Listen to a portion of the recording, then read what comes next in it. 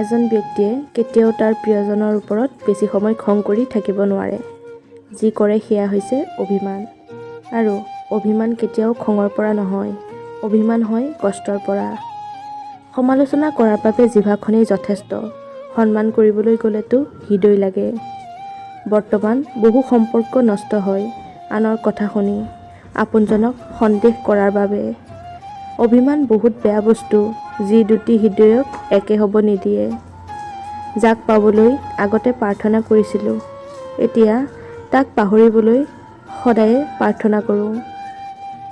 প্ৰিয় বস্তুবোৰৰ মূল্য সকলোৱে বুজে, কিন্তু হেৰাই যোৱাৰ পাছত। কাৰোবাৰ কাৰণে চিন্তা কৰাটো ভুল নহয়, কিন্তু কাৰোবাৰ কাৰণে চিন্তা কৰি নিজৰ জীৱন ধ্বংস কৰি দিয়াটো ডাঙৰ ভুল। পত্নী, ধন সম্পত্তি, সন্মান নহয়, মানুহৰ জীৱনৰ সকলোতকৈ প্ৰয়োজনীয় বস্তু হ'ল মানসিক শান্তি। ব্যৰ্থ হোৱাৰ বহুত উপায় আছে, কিন্তু সফল হোৱাৰ এটাই উপায়, সেয়া হ'ল চেষ্টা। শাৰীৰিক আঘাত এদিন ঠিক হৈ যায়, কিন্তু মানসিক আঘাতে মানুহক তিল তিলকৈ শেষ কৰি দিয়ে। ভাল লগাৰ বহুতো কাৰণ থাকিব পাৰে, কিন্তু ভাল নলগাৰ এটা কাৰণেই যথেষ্ট। নিজৰ মতে থাকক, নিজৰ মতে চলক, চাব বহুত ভালে থাকিব। ভালপোৱা আৰু বন্ধুত্ব সঠিক মানুহৰ লগত হ'লে জীৱন সলনি হয়, আৰু ভুল মানুহৰ লগত হ'লে জীৱন শেষ হৈ যায়। এইটো সত্য। কাৰোবাক ভুল বুজাৰ আগতে এবাৰ হ'লেও সঁচাটো জানি লোৱা উচিত। নহ'লে এটা ভাল সম্পৰ্ক ভাঙিবলৈ বেছি সময় নালাগে। কাৰোবাক ক্ষমা কৰাটো সঁচাকৈ মহৎ এটা গুণ, কিন্তু এজন মানুহক বাৰে বাৰে ক্ষমা কৰাটো এটা মূৰ্খামি। দুখীয়াৰ ভোক আছে, আহাৰ নাই, ধনীৰ আহাৰ আছে, কিন্তু ভোক নাই। দুখীয়াৰ চকুত টোপনি আছে, কিন্তু বিচনা নাই। ধনীৰ চকুত টোপনি নাই, কিন্তু বিচনা আছে। এয়াই হৈছে আমাৰ বাস্তৱতা। দুখীয়াৰ দান কৰিবলৈ মানসিকতা আছে, কিন্তু সামৰ্থ্য নাই। ধনীৰ সামৰ্থ্য আছে, কিন্তু দান কৰাৰ মানসিকতা নাই। আপোনাক যিয়ে ভাল পাব, তাৰ কাষত আপোনাতকৈ সুন্দৰ আৰু কোনো নাই। আপুনিয়ে তাৰ কাষত শ্ৰেষ্ঠ।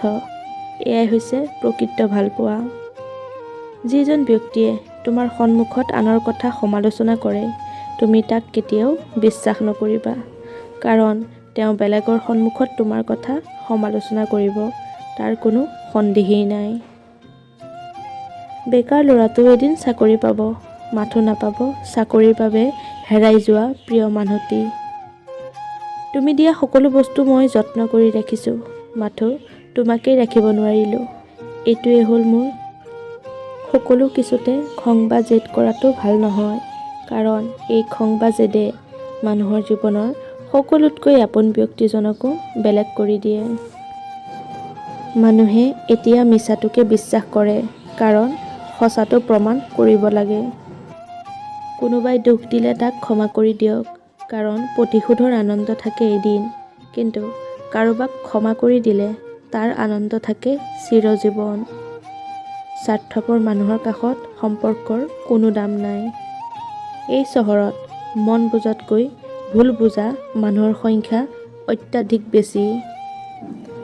যাৰ লগত খং কৰি বেছি সময় থাকিব নোৱাৰি, চাব তাৰ লগতেই বেছি খং হয়। যাৰ লগত খং কৰি বেছি সময় থাকিব নোৱাৰি, চাব তাৰ লগতেই বেছি খং হয়। ভালপোৱা এনেকুৱাই হয়, আজি যি ভালপোৱাই তোমাক হহুৱাইছে, সেই ভালপোৱাই হয়তো কাইলৈ কন্দুৱাব। ল'ৰাবোৰে ক্ষীণ ছোৱালী কিয় পচন্দ কৰে? বহুতেই কয় ল'ৰাবোৰে ক্ষীণ ছোৱালী ভাল পায়। আচলতে বিষয়টো তেনেকুৱা নহয়। ল'ৰাবোৰে ভাবে ক্ষীণ ছোৱালীবোৰ বহুত ধুনীয়া হয়, সেইকাৰণে কিছুমানে জিৰ' ফিগাৰ পচন্দ কৰে। আচলতে ছোৱালী ক্ষীণ হওক বা শকত, তাতে কোনো কথা নাই। আচল কথা হ'ল ছোৱালীৰ মন যিটোৰ প্ৰতি ল'ৰাবোৰে প্ৰাধান্য দিয়া উচিত। ভিডিঅ'টো চাই কেনে পালে নিশ্চয় কমেণ্ট কৰি জনাব, আৰু ভাল লাগিলে এটা লাইক কৰি দিব। আৰু এনেধৰণৰ ভিডিঅ'ৰ বাবে আমাৰ চেনেলটো ছাবস্ক্ৰাইব কৰি ৰাখিব। তেনেহ'লে আজিলৈ আহিছোঁ, পুনৰ লগ পাম নতুন এটা ভিডিঅ'ৰ সৈতে। ধন্যবাদ।